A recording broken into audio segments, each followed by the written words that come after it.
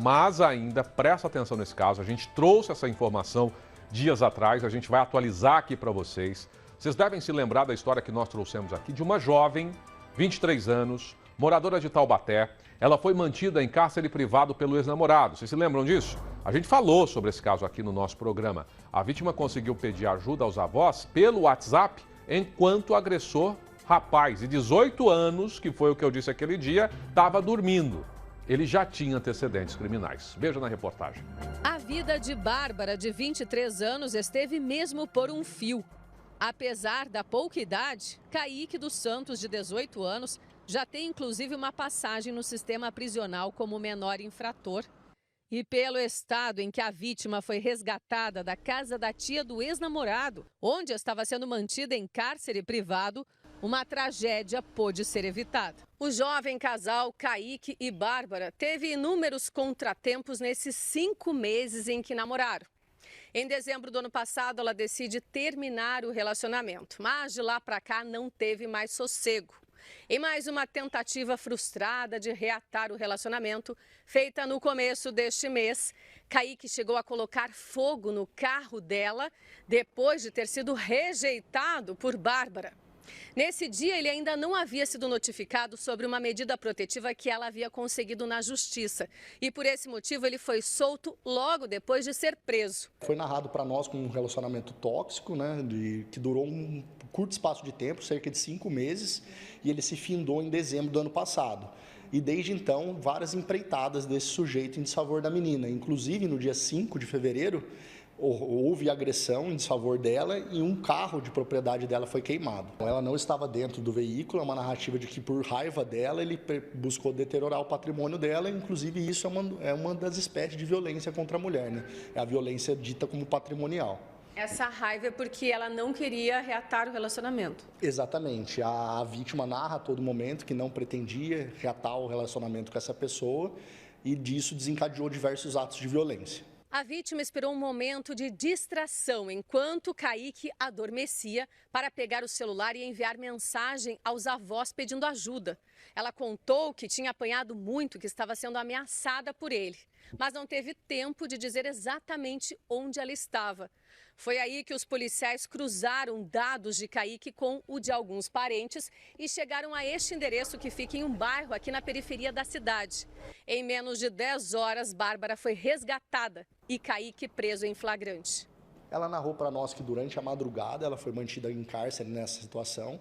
Ela narrou que em momento algum ela conseguiu gritar ou algo que chamasse a atenção de outras pessoas com medo de que ele atentasse contra a vida dela. E ele utilizava, segundo a narrativa dela, drogas e inalava lança-perfume. Em certo momento ele desfaleceu, foi o momento que ela conseguiu utilizar o celular.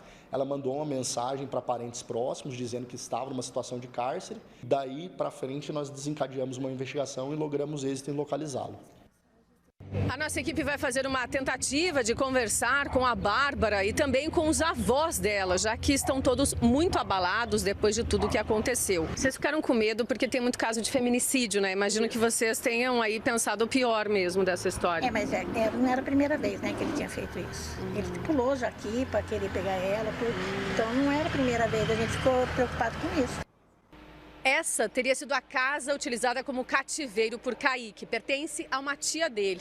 Ela foi ouvida pela Polícia Civil até para saber se ela foi conivente com esse plano do sobrinho, mas ela teria dito que ela mora nos fundos do quintal e que nada sabia do que estava acontecendo aqui na frente. Nós vamos tentar conversar com ela até para entender melhor essa história. Tudo mentira. Aqui falou que é cativeiro, cativeiro não é cativeiro não. Ela morou comigo.